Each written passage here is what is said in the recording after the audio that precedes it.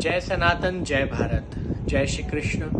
प्रतापगढ़ के जितने भी आदिवासी अंचल के मेरे जितने भी भाई लोग हैं, अभी हाल ही में मुझे पता चला कि किसी ने ये भ्रम फैलाया है कि अभयदास महाराज तो आदिवासी समुदाय के विरुद्ध हैं। मैं जो वर्षों से आदिवासी समाज हेतु दिन रात एक करके ईसाई मिशनरियों द्वारा हमारे आदिवासी बंधुओं को धर्मांतरित करके ईसाई बनाया जा रहा है, उसका मुखर आवाज उठा करके विरोध कर रहा हूं। मैं वही साधु हूं जिसने इतने सालों में आदिवासी समुदाय के प्रति एक सद्भावना यात्रा निकाली।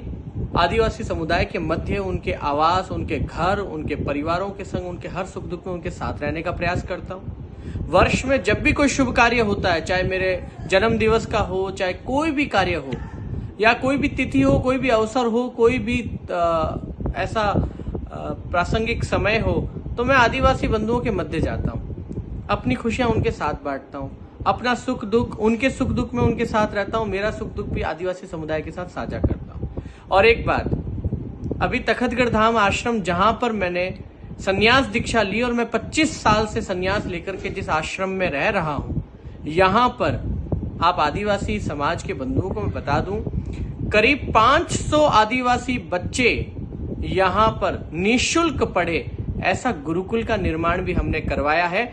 आगामी 6 से 9 जुलाई के मध्य तखतगढ़ धाम में आदिवासी गुरुकुल का उद्घाटन होने वाला है। पहली बात, आपको मैं उसके लिए भी आमंत्रित करता हूं।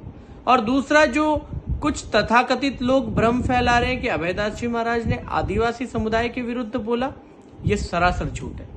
मैंने आदिवासी समुदाय को, भारत भूमि में रहने वाले आदिवासी बंधुओं को जो भ्रमित कर रहे हैं, जो उनको धर्मांतरण का कार्य कर रहे हैं, एवं कुछ लोग राजनीतिक रोटियां सेकने के चक्कर में, राजनीतिक प्रभाव स्थापित करने के चक्कर में आदिवासी समुदाय को सनातन धर्म, भारत, हिंदुस्तान, इस मिट्टी की, इस मूलभूत परंपरा से स्वयं को अलग करने का प्रयास करने का भाव जो आदिवासी समाज के मध्य डाल रहे हैं, उनका विरोध कर रहा हूं।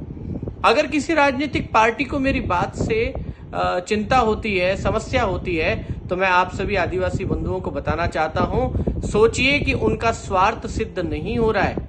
इसका अर्थ है कि उन लोगों के पेट में दर्द हो रहा है। उनको चिंता है कि कहीं ये भारत में रहने वाले, हिंदुस्तान की मिट्टी में जन्मे हुए, सनातन धर्म की संस्कृति में, हमारे सनातन धर्म के वटवृक्ष में, इसकी छांव में रहने वाले आदिवासी समाज, जो प्रकृति के सेवक है, प्रकृति के पूजक हैं और प्रकृति की छांव में रहते हैं, ऐसे आदिवासी बंधु कहीं इन स्वामी जी की बात में आकर के सनातन की संस्कृति को छोड़ने का संकल्प जो हम दिलवा रहे हैं, उससे दूर ना हो जाए। तो मैं चाहता हूं कि आप सभी आदिवासी बंधु, इन सारे लोग जो आपको भ्रमित कर रहे हैं, इनसे बचें, इन राजनीतिक पार्टियों से बचें। मैं भी किसी पार्टी का साधु नहीं हूं, इस बात को आप स्पष्ट कर दें। मुझे भारत की किसी पार्टी से मतलब नहीं। जो भारत की बात करेगा, मैं वो सन्यासी हूं और मैं उन भारतीयों के साथ हूं जो भारत की मूलभूत संस्कृति के साथ है। आप सभी आदिवासी बंधुओं के मध्य में आने वाला हूं। 7 दिन की भागवत कथा मैं आप आदिवासी बंधुओं के साथ ही रहने वाला हूं। आपके घर आकर के आपके हाथों से बना हुआ, आपके प्रेम से दिया हुआ प्रसाद जीमने वाला हूं। आपके घर के बाहर आकर के भिक्षा मांगने वाला हूं। जो मुझे साधु को रोटी अन्न दान देकर के आप भिक्षा देंगे, वही ग्रहण करने वाला हूं। ऐसे साधु के प्रति अगर कोई ऐसा भाव रखता है, तो मुझे लगता है कि उन्होंने न तो मेरा वीडियो सुना ढंग से, न मेरे विचारों को ढंग से सुना। आप लोगों को भ्रमित किया जा रहा है। एक बार वो वीडियो निकाल करके पुनः देख लेवें, जिसमें मैंने ऐसी कोई बात नहीं करी। जय श्री कृष्ण, जय भारत।